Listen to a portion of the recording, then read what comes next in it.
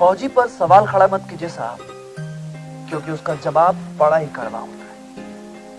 आप जज्बात में आकर जिस तराजू पे हमें पैसों से तौलते हो, उस जज्बे और जज्बात का वजन आपके बटखरे से कहीं ज्यादा होता है। आप कहते हैं कि फौजी फ्री में काम थोड़ी कर रहे हैं, पैसे मिलते हैं। आप कहते हैं कि देश सेवा फ्री में नहीं हो सकती। आप कहते हैं कि फौजियों की कीमत होती है। ना, फौजियों की कीमत नहीं होती साहब, मूल्य होता है जिसकी कीमत आप नहीं लगा सकते। अब आपको कौन समझाए कि पैसे से सिर्फ नौकरी की जा सकती है, सेवा नहीं। सेवा के लिए तप की जरूरत पड़ती है, त्याग की जरूरत पड़ती है। और वैसे भी आप जैसे लोग घर में बैठकर, एसी में बैठकर इसे नहीं समझ सकते। इसके लिए आपको थोड़ा बाहर निकलना पड़ेगा। पैसे फौजी को भी मिलते हैं, और हाँ, यह सच है कि वेतन उनका भी होता है, लेकिन किसी को पैसे देकर सियाचिन के ग्लेशियर पे तैनात नहीं किया जा सकता है। उसके लिए माइंड सेटअप की जरूरत होती है। खून में वो उबाल होना चाहिए जिसे बर्फ में ना पिघला सके। -30 डिग्री पर ना पैसे नहीं, पैशन काम आता है साहब। और एक फौजी बनने के लिए सिर्फ ड्रेस का ही नहीं, बल्कि देश के जज्बे का भी होना चाहिए। अच्छा, अब दिल्ली में बैठकर ऑक्सीजन में पॉल्यूशन चेक करते हो ना, कभी उनका भी सॉल्यूशन ढूंढिए ना सर। जहां ऑक्सीजन ही नहीं है, जहां है तो सिर्फ जज्बा, जिसे आप पैसे से आंकते हैं। बात फौजी की जाए तो एक फौजी के घर में कई सारे फौजी होते हैं, तब जाके एक कंप्लीट फौजी बनता है। उनके छोटे छोटे बच्चे ये बात जानते हैं कि पापा के जाने का टाइम तो फिक्स है, लेकिन आने के टाइम का कोई आता पता नहीं। वो भूल जाते हैं कि बाकी बच्चों की तरह उन्हें भी शाम को कोई झूला झुलाएगा। वो भूल जाते हैं कि उन्हें भी कोई कविता लोरी गा गा कर सुलाएगा। वो भूल जाते हैं कि कोई उनके लिए भी 26 जनवरी को जलेबी लाएगा। एक फौजी जब ड्यूटी से घर वापस आता है तो उसके सारे बच्चे सो जाते हैं। एक फौजी बाप क्या होता है, उस बच्चे से पूछिए साहब, जिसके फादर 20,000 फीट की ऊंचाई पर बर्फ की चादर ओढ़े, मोबाइल और यूट्यूब से दूर शान और शिद्दत से देश का सेवा कर रहा होता है। फौजी बाप क्या होता है, उस बच्चे से पूछिए ना, जिसके पापा अक्टूबर में बोल के गए थे कि दिसंबर तक आएंगे और 26 जनवरी तक नहीं है।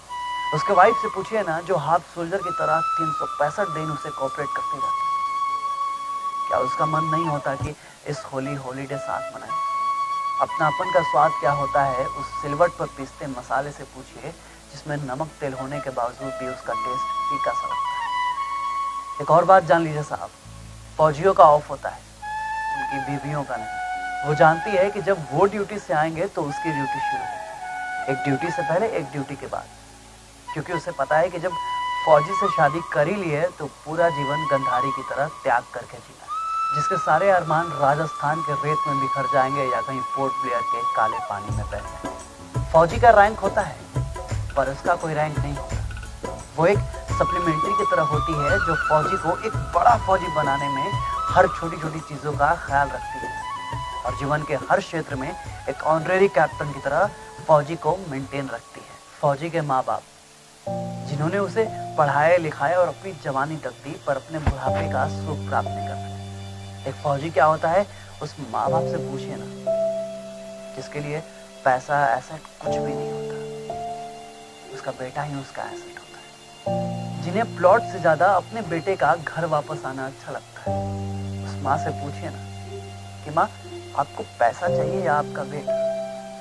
उस माँ से जरूर पूछिए कि माँ, लोग चंदे में 51 रुपए नहीं दे देते और तुमने अपने बेटे का जीवन दान इस देश के लिए दिया। कैसे? पूछिए।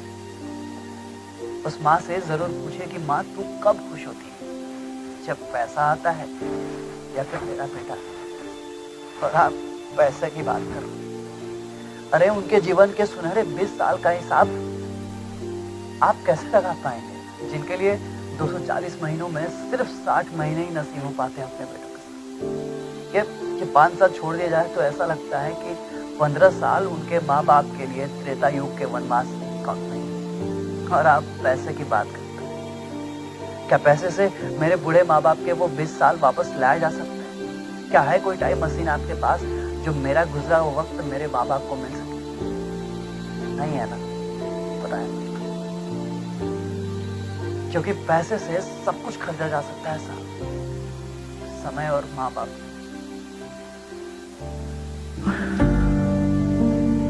लेकिन मैं आपको क्यों बता रहा हूँ? क्यों?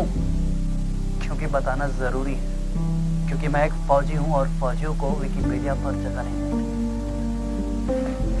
इस गेट के बाहर हमें कोई नहीं जानता। कैंटीन ही हमारी जान और पहचान है, और सादगी हमारी गुमनाम। और इस साल का किशोर जब फौजी बनता है ना, तो देश का जवान हो जाता है। मैं 25 दिसंबर को इसी भारत की मिट्टी में जन्म लिया और अपनी जिंदगी के 19 साल अपने माँ बाप को देने के बाद खुद को भारत की मिट्टी को सौंप दिया। मैं लकी हूँ कि मैं एक फौजी बना, क्योंकि फौजी बनना सबके नसीब में नहीं होता। जिंदगी के एक बड़ा पड़ाव पार करने के बाद घर वालों ने एक सुंदर सी कन्या देखी और मेरी शादी 8 दिसंबर 2019 को फिक्स कर दी। घर वाले, रिश्तेदार और पूरा भरतपुर नाचा था मेरी शादी में, और हम भी। और फिर मेरी शादी हो गई 8 दिसंबर। और इस दिन को मैं कभी नहीं भूल सकता, क्योंकि इस दिन मैंने अपनी जिंदगी में एक फौजन को रिक्रूट किया, अपनी हाफ सोची। शादी के 5 दिन हमने साथ बिताया और फिर मेरी छुट्टियां खत्म होने लगी तो मैं वापस ड्यूटी को जाने लगा। वो बहुत रोने लगी। मैंने उसे समझाया कि तू फौजन है, तुम्हें नहीं रोना। और यूं अपनों को रोते देख फौजी कमजोर होते। मैं वापस आऊंगा, हम दोनों हमारा जन्मदिन साथ में मनाएंगे।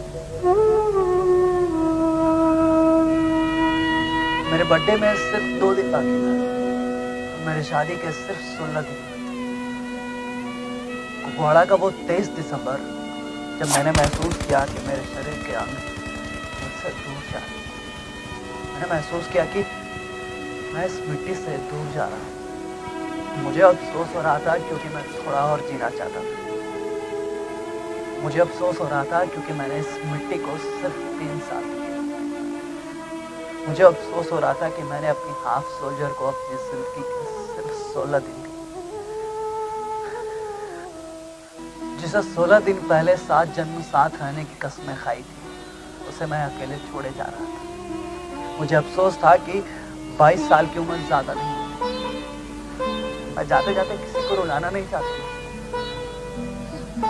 पर मेरे माँ बाप का क्या, मेरे छोटे भाई का क्या, और इन भरतपुर वालों का क्या, जो 16 दिन पहले मेरी शादी में खूब नाचे। मुझे इन सभी बातों का अफसोस हो रहा था। अफसोस सिर्फ एक बात का नहीं कि मैं मर नहीं रहा, शहीद हो रहा। ओ वतना में, मेरे वतना में, तेरा मेरा प्यार निराला था। कुर्बान हुआ तेरी असमत पे, मैं कितना नसीबों वाला था।